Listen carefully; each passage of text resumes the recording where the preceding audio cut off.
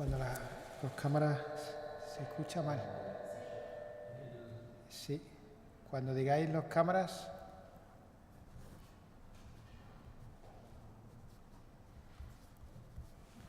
¿Estáis?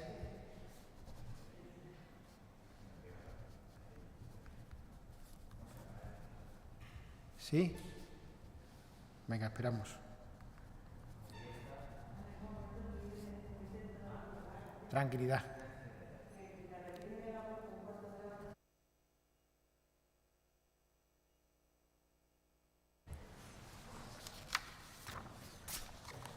¿Ya? Buenos días, gracias por vuestra presencia en esta rueda de prensa tras el Consejo de Gobierno que hoy hemos celebrado.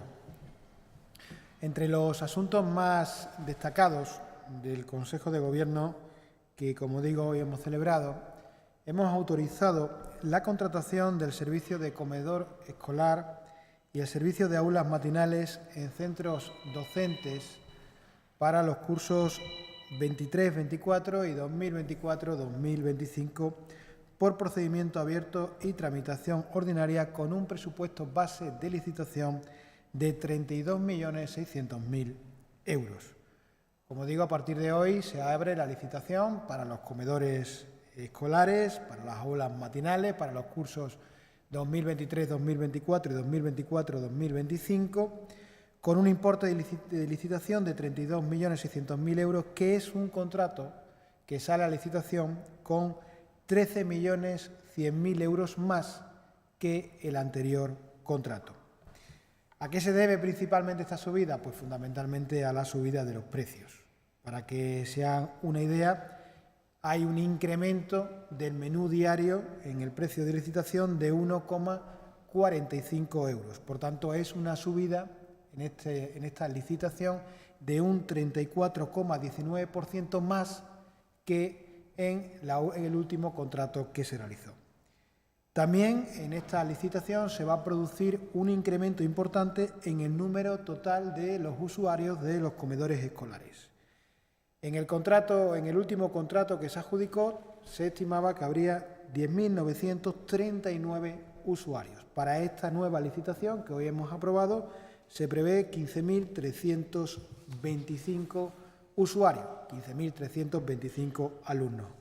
Este incremento obedece a las medidas de gratuidad del servicio que ha implementado precisamente la Consejería de Educación y Empleo para este curso 2022 y 2023. Y con esta licitación que hoy ha aprobado el Consejo de Gobierno, que hoy se inicia, lo que estamos es garantizando también la gratuidad de los comedores escolares y de las aulas matinales para el curso 2023-2024. Por tanto, a partir de hoy, con esta licitación de este concurso de comedores escolares y aulas matinales, también estamos garantizando la gratuidad para el curso 2023-2024, del que se podrán beneficiar, como digo, más de 15.000 alumnos en Extremadura.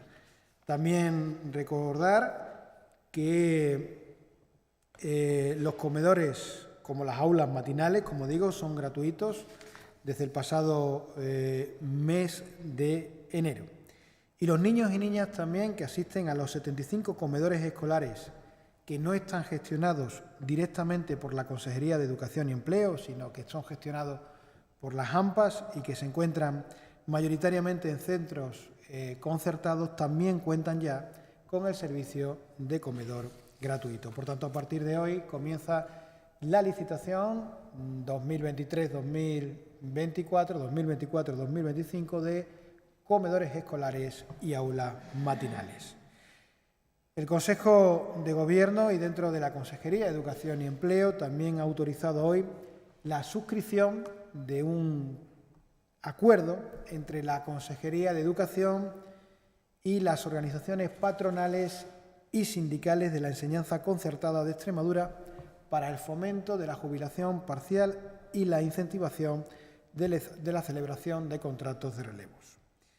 El pasado 4 de diciembre, la Mesa de la Enseñanza Concertada aprobó que el profesorado de al menos 62 años y 2 meses y con un mínimo de cotización de 35 años y 6 meses de la enseñanza concertada que lo solicite, se pueda acoger a la jubilación parcial anticipada. Y esto es hoy lo que ha aprobado el Consejo de Gobierno. Es una reivindicación que llevaban haciendo desde hace tiempo los profesores de la concertada y que hoy ve luz verde. Es un derecho que se le concede a estos profesores en equiparación y en igualdad de condiciones a los que tenían ya los profesores de la pública. Por tanto, para nosotros es una muy buena noticia porque, digo, es una reivindicación que desde hace tiempo llevaban haciendo los profesores. El Consejo de Gobierno también ha aprobado el decreto por el que se desarrollan las bases reguladoras de subvenciones para la ejecución de los programas de incentivos para la implantación de instalaciones de energías renovables térmicas. Y se aprueba este decreto con una línea de subvenciones de 3.100.000 euros. La finalidad es contribuir al despliegue e integración de las energías renovables térmicas. Dentro de esta convocatoria habrá dos programas. Por un lado, un programa que será para la realización de instalaciones de energías renovables térmicas en los sectores industriales, agropecuarios, servicios, y aquí hay una dotación presupuestaria de 2.181.000 euros. Y por otro lado, dentro de este decreto habrá un segundo programa que irá dirigido a la realización de instalaciones de energías renovables térmicas en edificios no residenciales, establecimientos e infraestructuras del sector público. En este caso hay una cuantía de 934.000 euros. ¿Algún ejemplo de lo que les estoy hablando? Por ejemplo, una instalación de una caldera de biomasa en una pyme industrial va a poder tener una ayuda del 45% del coste subvencionable unitario de la instalación de producción térmica. Otro ejemplo, la climatización de una nave de uso industrial de una empresa mediana conllevará una subvención del 40% del coste subvencionable. Por tanto, es una línea que es una oportunidad importante para las pymes de Extremadura. Como bien saben, mañana en la Asamblea de Extremadura se va a debatir la Ley de Cooperación. Una ley de cooperación que viene avalada por un amplio consenso por todas las asociaciones y por lo que esperamos que mañana, esperamos que sea así, en la Asamblea esta ley de cooperación salga adelante de manera unánime. Y hablando de cooperación, hoy el Consejo de Gobierno ha autorizado a la Agencia Extremeña de Cooperación para el Desarrollo a subvenciones a proyectos de acciones humanitarias tramitadas por el procedimiento de concesión directa con un presupuesto de 1.752.000 euros. Podrán obtener la condición de beneficiarias de las ayudas las ONG de desarrollo inscritas en el registro de ONGs de Extremadura, las administraciones públicas y las entidades privadas sin ánimo de lucro, las organizaciones internacionales sin ánimo también de lucro o la Administración General del Estado. Personas destinatarias directas. Nosotros prevemos que a través de estas ayudas van a beneficiarse en torno a 350.000 personas. Hay que destacar el compromiso que la Junta de Extremadura ha mostrado en esta última legislatura con la cooperación. Y fruto de este compromiso se produce en esta convocatoria que hoy les estoy presentando, se produce un aumento de 329.250 euros con respecto a la última convocatoria. Desde el año 2020, en Extremadura, el presupuesto destinado a acciones humanitarias ha aumentado en un 61,85%. Por tanto, creo que también es una muy buena noticia que una región como Extremadura, que es una de las que más invierte en cooperación, presente también esta línea de ayudas, aumentando su cuantía, así como el presupuesto destinado a acciones humanitarias en un 61,85% desde el año 2020. El pasado lunes, el Consejo de Ministros aprobó obras de emergencia por los daños causados en infraestructuras hidráulicas provocados por la borrasca Efraín, con un importe de 2.970.000 euros para Extremadura. Por otro lado, desde la Junta de Extremadura esperamos, y así prácticamente nos lo han confirmado, que la declaración de zona afectada gravemente por emergencia en protección civil vaya al Consejo de Ministros de la próxima semana. Pero como ustedes recordarán, y tras el paso de esa borrasca, de la borrasca Efraín, la Junta de Extremadura puso a disposición de los afectados en sus viviendas o negocios una línea de ayudas dotada de 4 millones de euros. Una línea de ayudas que iba a ser gestionada directamente por los ayuntamientos afectados. Pues bien, el pasado viernes acabó el plazo para presentar esas ayudas y nosotros hoy queríamos hacer una evaluación de las mismas. En primer lugar, se presentaron 53 ayuntamientos de la región, que fueron los que firmaron un protocolo con la Junta de Extremadura. Una firma por parte de los ayuntamientos para poder acceder a esta convocatoria de ayudas que de manera urgente aprobamos. De esos 53 municipios que en su día firmaron el protocolo con la Junta de Extremadura, 5 de ellos, Badajoz, La Roca de la Sierra, Herrera del Duque, Alcollarín y Villar del Rey, son los que finalmente han estimado que tenían actuaciones de rehabilitación de viviendas a causa de la borrasca y a día de hoy han presentado, el viernes como digo se cerró el plazo, se han presentado 228 solicitudes. El montante de las 228 solicitudes que se han presentado por parte de estos 5 ayuntamientos correspondiente a 228 familias asciende a 5.935.000 euros. Como la Junta de Extremadura en su primera línea de ayudas iba a poner 4 millones de euros, como ahora una vez que nos han llegado los 228 expedientes, la cuantía es de 5.935.000 euros, con lo cual supone 1.900.000 euros más de lo previsto, también les anunciamos que la Junta de Extremadura asumirá ese 1.900.000 euros para llegar a prácticamente 6 millones de euros en ayudas, de tal manera que ninguno de los 228 expedientes que se han presentado a día de hoy se quede fuera de estas ayudas. A partir de este momento serán los ayuntamientos los que concedan a esos 228 expedientes un primer 50% de la cuantía y una vez que todos esos expedientes se vayan justificando la obra que se ha hecho, se concederá el otro 50%. Por tanto, en un principio se iban a poner 4 millones de euros para las ayudas de Efraín. Al final, como son 6 millones la evaluación que se han hecho de todos estos 228 expedientes, la Junta de Extremadura asumirá esa ampliación para que nadie se pueda quedar fuera de las ayudas, nadie de los que hasta el viernes pasado presentaron estas subvenciones.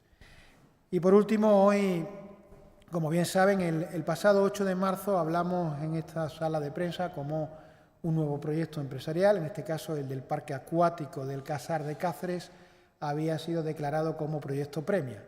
Y aquel 8 de marzo hablábamos de que en breve estaría la declaración de impacto ambiental. Pues bien, hoy se ha publicado en el Diario Oficial de Extremadura la declaración de impacto ambiental del Parque Acuático del Casar y a partir de estos momentos es el Ayuntamiento el que debe conceder la licencia municipal al proyecto, cuando así la empresa lo presenta ante el Ayuntamiento y por tanto estamos hablando de que una nueva inversión empresarial que se quiere venir a Extremadura en breve puede iniciar las obras y en breve puede ser una realidad porque todas las autorizaciones que tenían que partir de la Junta de Extremadura ya tienen luz verde y lo único que queda es que el Ayuntamiento del Casar, cuando le presenta la licencia de obra, la conceda. Por tanto, una inversión más que va a ser realidad, que va a haber luz verde en Extremadura y que, como digo, es una muy buena noticia para nuestra región, para el crecimiento, para la economía y para la creación de empleo. Me pongo a vuestra disposición si hay alguna pregunta.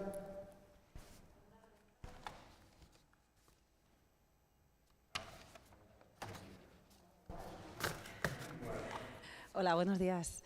Quería hacerle un par de preguntas. En primer lugar, sobre los comedores escolares y las aulas matinales. La autorización que se da es por 2 cursos escolares, 23-24, 24-25. Sin embargo, la gratuidad para esos servicios es solamente para el curso escolar 24.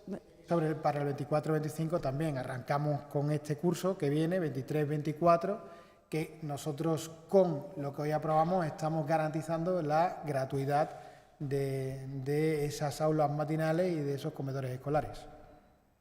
Para el siguiente curso escolar también, ¿verdad? Nosotros vamos, y así lo ha dicho el presidente de la Junta de Extremadura, vamos a garantizar la gratuidad de los comedores escolares. Es algo que ha dicho el presidente de la Junta de Extremadura y lo que hoy hacemos con la licitación, donde se garantiza llegar a 15.000 usuarios, es precisamente lo que estamos marcando el camino para que haya gratuidad en esos comedores escolares. Entiendo que el nuevo presupuesto está pactado también con las empresas mayoritarias que se encargan de ofrecer estos servicios. Han protestado mucho, se quejaban de que no era suficiente. Claro, este presupuesto, esta licitación está hablado con el sector y lógicamente lo acogieron de buen agrado, porque es algo que ellos venían reivindicando. Por tanto, que aumente un 34% es justo precisamente por el incremento de precios que todos sufrimos. Por tanto, ha sido acogido de buena manera por todo el sector que se dedica a estos temas. Y ya una última cuestión, y le cedo el micrófono a mis compañeros. Ayer la presidenta del Partido Popular de Extremadura criticó el nuevo mapa que se está diseñando para los autobuses. Cifraba en 200 y pico mil extremeños que se podrían quedar sin línea de autobús. Si tiene que decir también algo a este respecto, por favor. Es que no hay nuevo mapa. No hay nuevo mapa. Esto es un documento que se hizo en julio del 2022, que de la noche a la mañana aparece ahora, que no es nuevo y que la Junta de Extremadura se opuso a ello y nos vamos a oponer. Por tanto, no hay polémica ni hay nuevo mapa. Es más, que yo sepa, aquí quien ha votado a favor de la gratuidad del transporte por carretera ha sido el Partido Socialista. Y el Partido Popular ha votado en contra de la gratuidad del transporte por carretera en autobús. No sé cómo de la noche a la mañana le ha entrado la preocupación tan de repente al Partido Popular sobre la gratuidad y sobre el transporte por carretera, y en este caso de líneas de autobuses en Extremadura, cuando votó en contra de la gratuidad. Y no hay un nuevo documento, no hay nada nuevo, no peligra ni una sola línea de transporte por autobuses. Es más, nosotros hemos ido a la gratuidad del transporte por autobús en Extremadura, mientras que otros votaron en contra precisamente de esa gratuidad. Así que no hay polémica ninguna porque no hay documento ninguno. ¿Más preguntas? Sí, respecto a la gratuidad de los comedores escolares y de las aulas matinales, me gustaría saber una aclaración si también van a ser tanto comedores escolares como aulas matinales gratuitos también en la concertada, ya que se habló de los comedores pero no de las aulas matinales. Yo te estoy hablando de los comedores, me refiero a los comedores y aulas matinales. Te he explicado antes que son 75, creo concretamente, las que no gestiona la Consejería de Educación, sino que las gestionan las AMPAs, que mayoritariamente esas AMPAs están en colegios concertados y que si bien en un principio, en el mes de enero, no entraban, posteriormente luego se han ampliado para que también fueran gratuitas. ¿Más preguntas? Sí, también le quería preguntar, durante estas últimas semanas estamos viendo cómo algunos de los proyectos que se habían anunciado en su día pues están trasladándose a primeras piedras, a aperturas, y hay un proyecto que además fue de los primeros que se presentó, que sigue todavía un poco sin pasos adelante, que es aquel de la azucarera de Mérida. Me gustaría saber un poco cómo está y si otra vez la vía caducó, hay que volver a hacerlo, porque es el único de aquellos grandes proyectos que se ha quedado un poco ahí en el limbo. La azucarera de Mérida pidió una prórroga, acordaros, allá por el mes de octubre o noviembre, y esa prórroga sigue en vigor. Tiene un plazo máximo y, por tanto, ese proyecto sigue estando vivo. ¿Termina esa prórroga? Pues ahora mismo no te lo sé decir. Si quieres, lo averiguamos y exactamente te lo contesto, pero te iba a decir una fecha y no sería la correcta, por tanto, no sé exactamente cuándo acabaría, pero te lo miramos. Una última pregunta más.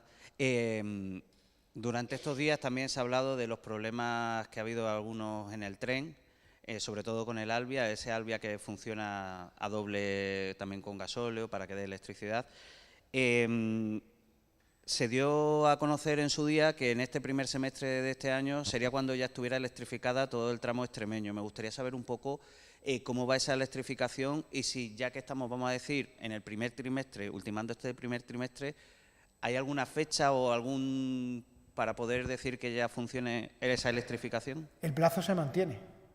El plazo que en su día se anunció, y es que en el primer semestre del año estaría la línea electrificada, se mantiene. De hecho, las obras no se han interrumpido, las estáis viendo y yo os animo a ello continuamente, como a veces hay cortes precisamente porque se están realizando las obras, y la fecha se mantiene. En el primer semestre de este año la línea electrificada Plasencia-Badajoz estará totalmente concluida. De momento no ha habido ningún impedimento para que eso que en su día se afirmó se cumpla. Y lo mejor es ir a verlo, que se está realizando, cómo se están haciendo las líneas, las obras de electrificación de la vía, y además esa creo que es una buena noticia para Extremadura, y fundamentalmente porque se está ejecutando. Por tanto, ahora mismo no hay ninguna variación y se mantiene la hoja de ruta, y es que en este primer semestre estará electrificada esa línea. ¿Más preguntas? Sí, bueno, sobre el tema de los comedores, ha comentado los colegios concertados que también tienen el servicio gratuito. Eso estaba pendiente de una orden, no sé si es que se ha aprobado ya hoy también. Salí en breve.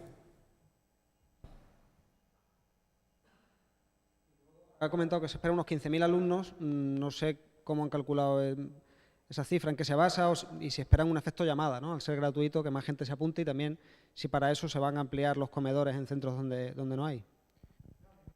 Lo que se ha hecho es un estudio, porque en todos los colegios no hay comedores escolares, y dentro del estudio que se ha realizado, lo que se espera es llegar a esos 15.000 alumnos, se ha ampliado 5.000 alumnos más, y desde la Consejería se entiende que con eso prácticamente estaría todo el servicio ocupado, todo el servicio completo. Es un estudio que se ha hecho en base a los comedores existentes en esos colegios, en base al número de alumnos, y por eso lo que se ha hecho es una ampliación de los 10.000 que había previsto en el contrato anterior a una ampliación a 5.000 alumnos más. De esa manera se prevé que se pueda llegar al máximo de alumnos. Cuando digo una previsión es también en función del tamaño de los comedores que tiene cada colegio, porque los comedores están limitados. Por tanto, se ha llegado a lo máximo que dentro de las características técnicas que tienen los comedores, pues se puede llegar. Y en este caso, el máximo son 15.123 alumnos, creo que es lo que he dicho. ¿Más preguntas? Consejero, porque sabríamos esos 15.000 alumnos, ¿a cuántos centros escolares corresponderían en Extremadura aproximadamente? Tengo el dato. Espera. Son 199 comedores. 39 centros, vale. Y luego, una duda, las 228 solicitudes por el Frente de Efraín, esto no tiene, son ayudas directas, no tiene nada que ver con aquel acuerdo que se firmó con las entidades financieras, no, eso es otra cosa. Estas son las ayudas directas, que nosotros dijimos que las iban a tramitar los ayuntamientos. Nosotros ahora hacemos una transferencia de un primer 50% de estos 6 millones a los ayuntamientos, y los ayuntamientos los gestionan directamente con las personas que la han solicitado. ¿Más preguntas? Sí, una aclaración. Con respecto a las inversiones térmicas que ha señalado, ha apuntado que había puesto dos ejemplos, un 40%, un 45% de la inversión. ¿Hay un tope máximo de esa ayuda? No te lo puedo decir.